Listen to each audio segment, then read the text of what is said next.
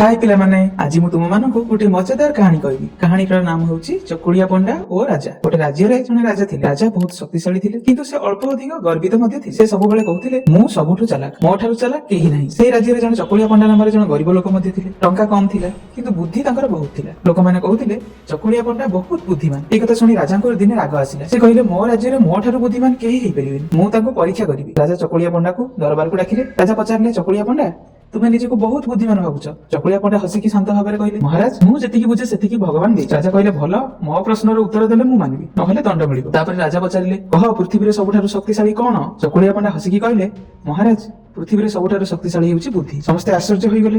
राजा मध्ये चुप होई गले। तापर चकुड़िया पंडा कहले शक्ति देखाई लोकंको हरा जाई पारे किंतु बुद्धि लोक मानकर मन जीता जाए। राजा निजे भूल बुझी पारले। से चकुड़िया पंडा को सम्मान कले ओ कहले आज तुमे मते भल शिक्षा टिए देलो। पिला माने आज हमें जानिले कि बुद्धि सबठारु शक्तिशाली। आमे केबे गर्व करिबा उचित नुह। सब बेले नम्र एवं साहसर सहित। पिला माने एई गपरु आमे कोन शिखिले? बुद्धि सबठारु बड़। आमे केबे गर्व करिबा नै एवं सब बेले धीर एवं नम्र होई रहिबा।